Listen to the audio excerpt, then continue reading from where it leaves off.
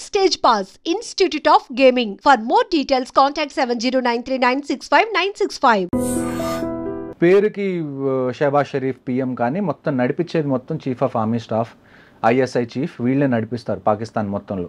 So వీళ్ళు ఎన్ని తట్టుకుంటున్నారు ఈ టైంలో ఇంటర్నల్గా. ఇలాంటి టైంలో వాళ్ళందరూ వాళ్ళ కంట్రీని యునైట్ చేయాలి అంటే హిందూస్కి అగేన్స్ట్గా మనం వెళ్ళాలి, హిందూస్ని మనం చంపాలి.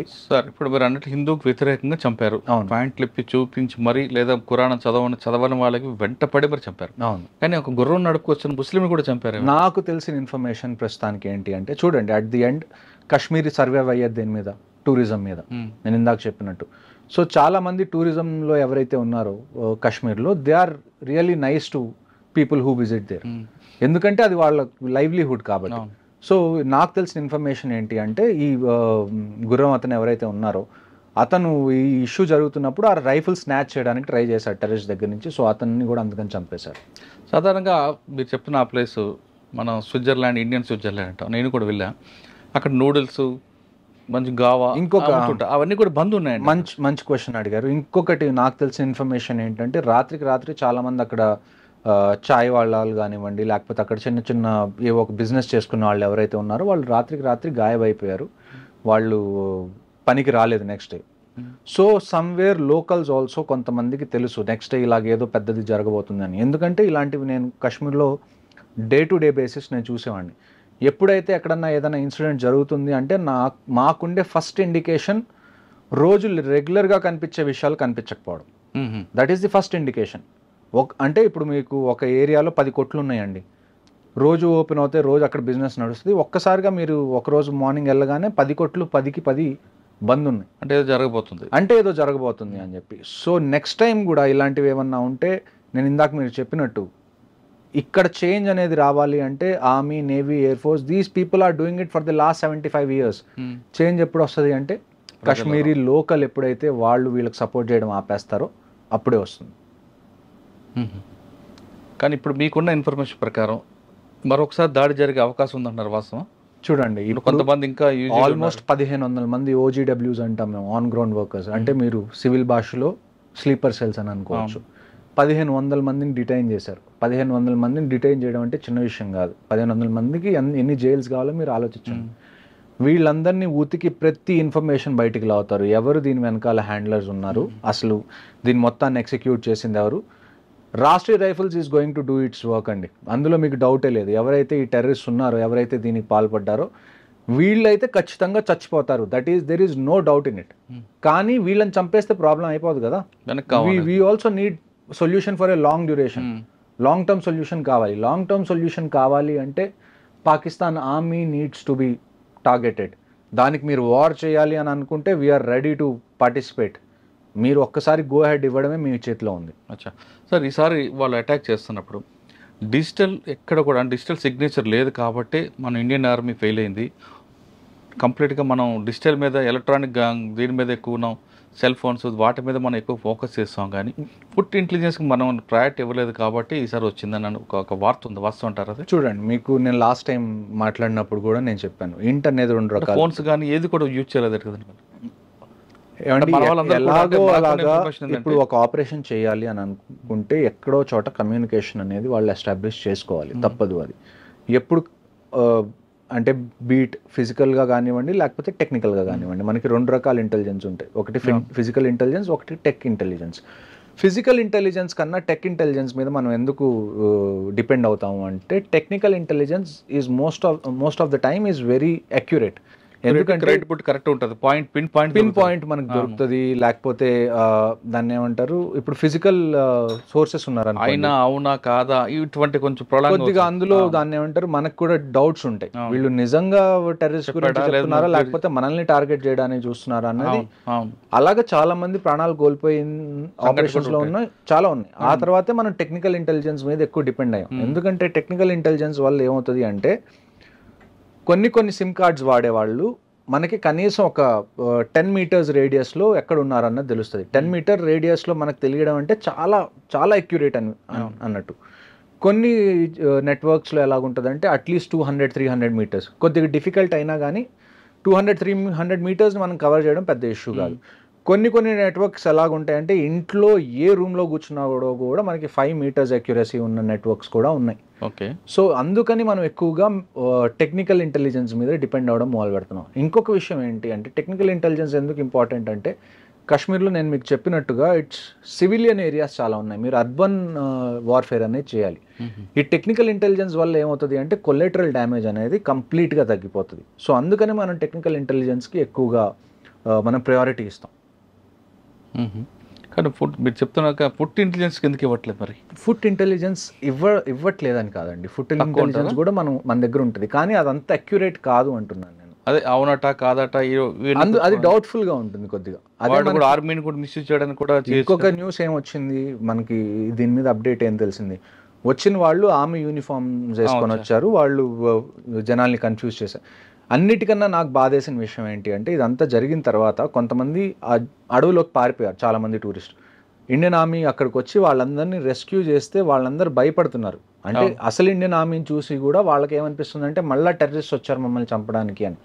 ఇండియన్ ఆర్మీ వాళ్ళని కూర్చోబెట్టి లేదు మేము ఆర్మీ వాళ్ళని చెప్పి నచ్చ చెప్పాల్సి వచ్చింది.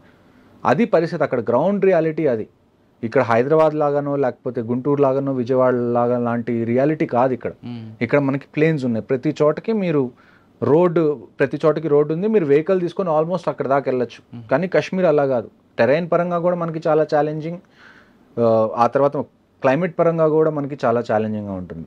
కానీ ఏ ఛాలెంజెస్ ఉన్నా కానీ నేను మీకు చెప్తుంది అదే, ఇఫ్ అ సొల్యూషన్ ఏదన్నా గవర్నమెంట్ తీసుకుంటే we are ready to encourage it, we are ready to participate in it. Okay sir, ఇప్పుడు కొంతమంది ఎస్కేప్ అయ్యారు అంటే కొంతమంది దాటి ఉండొచ్చు, లేదా ఇంకా లోపల కొంతమంది ఉండొచ్చు. మరొకసారి అటాక్ చేసే అవకాశం ఉందంటే కేవలం పెహల్గాం కాకుండా మిగతా ఏరియాలు ఆ తర్వాత కూడా ఇప్పుడు 2 ఆపరేషన్స్ జరిగినాయండి. ఆ తర్వాత కూడా నేను అదే చెప్తుంది, కాశ్మీర్లో ప్రతిరోజు ఏదో ఒక సెక్టర్లో ఆపరేషన్ అనేది జరుగుతుంది. బారాముల్లాలో నిన్న 2 మనం చంపేశాం టెర్రరిస్ట్ని ఎంటర్ అవుతున్నప్పుడు బారాముల్లా సెక్టర్లో. ఇవాళ ఉదయం నుంచి మళ్ళీ ఇంకొకటి ఆపరేషన్ స్టార్ట్ అయింది ఉదంపూర్ దగ్గర బసంత్ నగర్లో. అందులో పారాఎస్ఎఫ్ సోల్జర్ కూడా మళ్ళీ ఒక ఆయన ఇవాళ చనిపోయారు. నిన్న జరిగిన 22న జరిగిన అటాక్లో హైదరాబాద్కి చెందిన ఐబీ ఆఫీసర్ చనిపోయారు. ఆ తర్వాత ఒక Indian navy officer lieutenant Vinay అని, ఆయనకి గట్టిగా ఒక వారం రోజులైంది మ్యారేజ్ అయ్యి హనీమూన్ మీద వైఫ్తో కలిసి అక్కడికి వెళ్ళారు, ఆయన చనిపోయారు. So every drop of blood there will be a revenge. అంటే ఇప్పుడు చనిపోయిన 26 మంది ఉన్నారండి, చంపిన 4 ఉన్నారు. ఆ 4 మనం చంపుతావా లేదా వాళ్ళని? ప్రతి ఒక్కళ్ళు, 4 కాదు, ఈ 4కి ఎవరైతే సపోర్ట్ చేశారో, ఈ ప్లాన్ ఎవరైతే వేశారో, దీన్ని ఎవరైతే ఎగ్జిక్యూట్ చేశారో, వీళ్ళకి లాజిస్టిక్ సపోర్ట్ ఎవరిచ్చారో ప్రతి ఒక్కళ్ళు. ఇజ్రాయెల్ చేసిందండి, ఇజ్రాయెల్ లాంటిది ఏం చేసింది, గాజాకి వెళ్ళింది, ఎవరైతే సపోర్ట్ చేశారో వాళ్ళందరినీ చంపేసింది. రష్యా యుక్రెయిన్ మీదకి వెళ్ళింది, మనం ఎందుకు వెళ్ళలేం? మన మీద కోర్టులో కేసు వేస్తారు, ఇంటర్నేషనల్ కోర్ట్ ఆఫ్ జస్టిస్లో ఏనివ్వండి. కోర్టు కేసులు మీరు సివిల్లో చూస్తారు కదా, ఎన్ని రోజులు నడుస్తాయి కోర్టు కేసులు? సంవత్సరాలు నడుస్తాయి, నడవనివ్వండి. మీకు this is the time you have to teach them A lesson. మీరు ఇంకా దీన్ని డిలే చేసి మేము సాఫ్ట్గా ఉంటాం, మేము పద్ధతిగా ఉంటాం, మనం ఏమన్నా సవాలమా?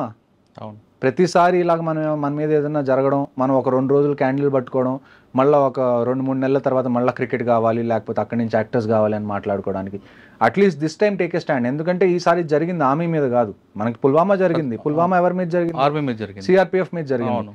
బట్ దిస్ టైం ప్రజల మీదకి వచ్చింది. ఎవరి దగ్గర అయితే ఒక వెపన్ లేదు, ఎవరికైతే ఏ ఇంటెన్షన్ లేదు మీతో గొడవపడాలనుకున్న వాళ్ళ మీద, ఎవరి దగ్గర అయితే దాన్ని ఏమంటారు శక్తి లేదో వాళ్ళ మీద మీరు శక్తిని ప్రదర్శించారు.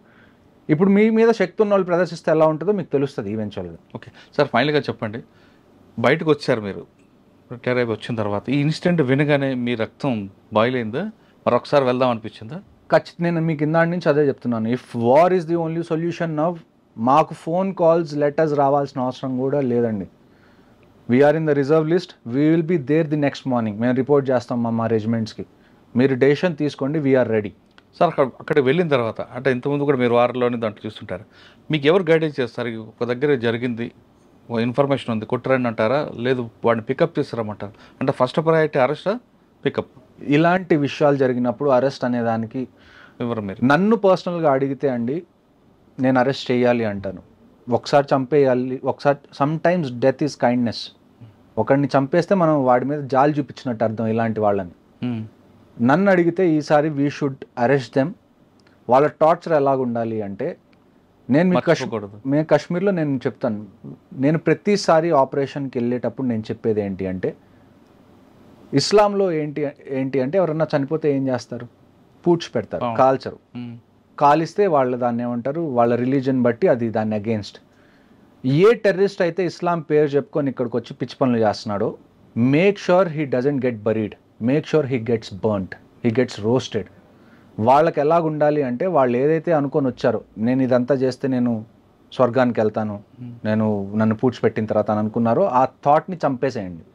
నేను ఇప్పుడు కూడా అదే చెప్తున్నాను, ఎవరైతే వీళ్ళు ఉన్నారో నన్ను పర్సనల్గా అడిగితే killing them is not the answer. వాళ్ళని నుంచోబెట్టండి, నుంచోబెట్టి వాళ్ళకి కనీసం ఒక 2-3 సంవత్సరాలు ప్రతిరోజు చిత్రహింసలు పెడితే తప్ప నెక్స్ట్ వచ్చే వాళ్ళకి ఆ భయం ఉండదు. చంపేస్తే ఏమవుతుంది, వస్తున్నాం చస్తున్నాం, వీ విల్ గెట్ 72 వర్జిన్స్ అనే డిల్యూషన్లో ఉన్నారు వీళ్ళు. అవును, జిహాద్ అంటున్నాడు కదా. ఈసారి రానివ్వండి, పట్టుకోండి, వాళ్ళని చంపకుండా వాళ్ళని జీవోత్సవాల్లాగా ఎన్ని రోజులు ఉంచగలిగితే అన్ని రోజులు మీరు ఉంచండి. That is how you teach a lesson నన్ను అడిగితే. కానీ దొరికే అవకాశం తక్కువ అంటారు. ఖచ్చితంగా దొరికే అవకాశం తక్కువ కాదండి. ఇప్పుడు ఏంటి అంటే, వాడి దగ్గర వెపన్ లేదనుకోండి, ఈజీగా వెళ్ళి ఎంత కష్టమైనా కానీ మనం పట్టుకోవచ్చు. కానీ మనం అక్కడికి వెళ్ళినప్పుడు ఏమవుతుందంటే గన్ ఫైట్ స్టార్ట్ అయిపోతుంది, ఫైర్ ఫైట్ స్టార్ట్ అయిపోతుంది. అందులో ఏంటి అంటే, మనం ఎంత ట్రై చేసినా వాడిని చంపకుండా పట్టుకోవాలి అన్న ఎంత ట్రై చేసినా కానీ ఎప్పుడైతే గన్ ఫైట్ స్టార్ట్ అవుతుందో ఈవెన్చువల్గా వాళ్ళని చంపాల్సి వస్తుంది. కానీ ఇప్పుడు జరిగిన ఇన్సిడెంట్లో 4 వచ్చారు, కానీ మరో 3 వాడికి ఎస్కేప్ చేయడానికి కూడా ఉండొచ్చు అనేది ఒక ఇన్ఫర్మేషన్ ఉంది. ఇంకొక ఇన్ఫర్మేషన్ నాకు వచ్చింది ఏంటంటే, ఈ మొత్తం ఆపరేషన్ అయిపోయిన తర్వాత, వాళ్ళు చేసింది ఏదైతే ఉందో అది అయిపోయిన తర్వాత, ఒక 2-3 లోకల్స్ వాళ్ళని తప్పించుకోవడానికి హెల్ప్ చేశారన్నది నాకు వచ్చిన ఇన్ఫర్మేషన్. ప్రతి ఒక్కళ్ళకి వాళ్ళు మూల్యం చెల్లించాల్సిందే, దాంట్లో క్వశ్చన్ అనేది లేదు, సెకండ్ క్వశ్చన్. కానీ అది ఎలాగన్నది మనం వేచి చూడాలి. ఏదైనా పిఎం గారి డెసిషన్ మీద ఉంది. పిఎంగా చూడండి, లోకల్గా ఏది జరగాలన్నా కానీ ఆర్మీ డెసిషన్ తీసుకుంటే చాలు. బట్ ఇది చిన్న విషయం కాదు. ఆర్మీ మీద ఏదైనా అటాక్ అయింది, లేకపోతే ఏదైనా టెర్రరిస్ట్ ఆపరేషన్ కాదు ఇది. It is a direct declaration of war. ఎందుకంటే వాళ్ళు సివిలియన్స్ని టచ్ చేయకుండా ఉండాల్సింది. సివిలియన్స్ని టచ్ చేశారు అంటే directly or indirectly somewhere they want war, we will give it to them. Okay, Kashmir మీద యుద్ధం ప్రకటించారు పాకిస్తాన్ అంటున్నారు మేజర్ హర్షవర్ధన్ గారు. అక్కడ చనిపోయింది టూరిస్టులు కాదు, భారతదేశం మీద యుద్ధం ప్రకటించారు. కాబట్టి ప్రతి ఒక్క ప్రాణానికి మనం ప్రతీకారం తీర్చుకోవాల్సిన సమయం ఆసన్నమైంది అంటున్నారు మేజర్ గారు. ఇప్పటికైనా ప్రధానమంత్రి గారు ఖచ్చితంగా సరైన సమయంలో మంచి డెసిషన్ తీసుకుంటే, నేను బయటికి రావడానికి నాతో కాదు, నేనే కాదు, ఖచ్చితంగా రిటైర్ అయిన వాళ్ళందరూ కూడా ముందుకు వస్తాం. ఫోన్ కాల్ కూడా అవసరం లేదు, జస్ట్ న్యూస్లో చెప్తే చాలు, వస్తాం, మన సడాకని చూపిద్దాం అంటూ ఆయన వార్నింగ్ ఇస్తున్నారు. ఇప్పటికైనా చాలామంది కేవలం టూరిస్టులు చనిపోయినప్పుడు మాత్రమే మనం క్యాండిల్ ర్యాలీలు తర్వాత కార్యక్రమాలు చేసి ఏదో మమ అనిపించకుండా, ఎప్పుడు కూడా మనం ఎప్పటికైనా సరే మన దేశ పాకిస్తాన్ కాబట్టి దాంతో ప్రతీకారం చేయడానికి మీరందరూ ముందుకు రండి. అంతేగాని భారత్ పాక్ మ్యాచ్ అవ్వగానే చప్పట్లు కొట్టడం, పాకిస్తాన్ హీరోయిన్లు వస్తే వెల్కమ్ చెప్పడం అనేది కరెక్ట్ కాదంటూ ఆయన చెప్తున్నారు.